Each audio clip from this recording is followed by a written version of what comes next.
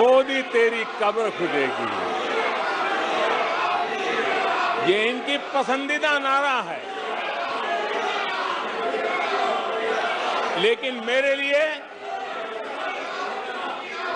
लिए इनकी ये गालियां, ये अपशब्द, ये अलोकतांत्रिक भाषा मैं उसका भी टॉनिक बना देता हूं।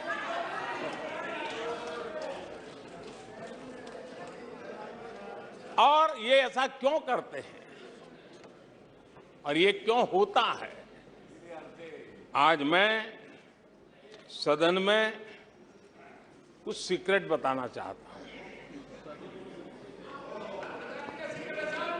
मेरा पक्का विश्वास हो गया है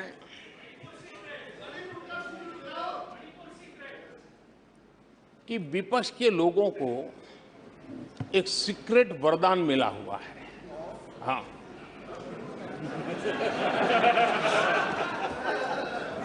सीक्रेट वरदान मिला हुआ है जी।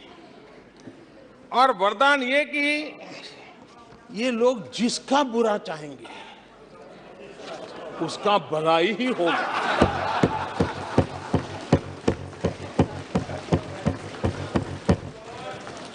एक उदाहरण तो आप देखिए, मौजूद है। 20 साल हो गए, क्या कुछ नहीं हुआ, क्या कुछ नहीं किया गया, लेकिन भलाई होता गया। तो आपको बड़ा सीक्रेट वरदान है जी। और मैं 3 उदाहरण से ये सीक्रेट वरदान को सिद्ध कर सकता हूं जी। आपको ध्यान होगा कि इन लोगों ने कहा था बैंकिंग सेक्टर के लिए, बैंकिंग सेक्टर डूब जाएगा, बैंकिंग सेक्टर तबाह हो जाएगा, देश खत्म हो जाएगा, देश बर्बाद हो जाएगा, न जाने क्या क्या कहा था।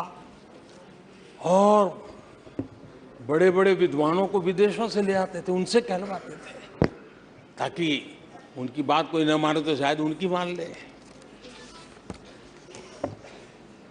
हमारे बैंकों की सेहत को लेकर के भांति भांति की निराशा, अफवाह फैलाने का काम इन्होंने पुरजोश किया। और जब इन्होंने बुरा चाहा बैंकों का, तो हुआ क्या? हमारी public sector banks net profit 2 गुने से ज्यादा हो गया। इन लोगों ने फोन बैंकिंग घोटाले की बात, इसके कारण देश को एनपीए के गंभीर संकट में डुबो दिया था। बीते दिनों की बात हो रही है, लेकिन आज जो उन्होंने एनपीए का अंबर लगा के गए थे, उसको भी पार कर करके हम एक नई ताकत के साथ निकल चुके हैं।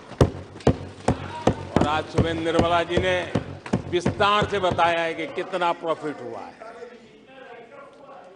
दूसरा उदाहरण, हमारे डिफेंस के हेलीकॉप्टर बनाने वाली सरकारी कंपनी एचएएल, ये एचएएल को लेकर के कितनी भली बुरी बातें इन्होंने करी थी। क्या कुछ नहीं कहा गया था एचएएल के लिए, और इसका दुनिया पे बहुत नुकसान करने वाली भाषा का प्रयोग किया गया था। और एचएएल तबाह हो गया है, एचएएल खत्म हो गया है, भारत की डिफेंस इंडस्ट्री खत्म हो चुकी है। ऐसा न जाने क्या क्या कहा गया था एचएएल के लिए।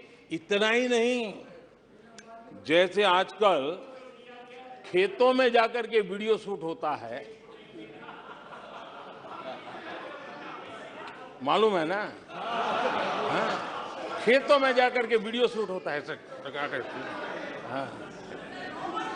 वैसा ही उस समय एचएएल फैक्ट्री के दरवाजे पर मजदूरों की सभा करके वीडियो शूट करवाया गया था।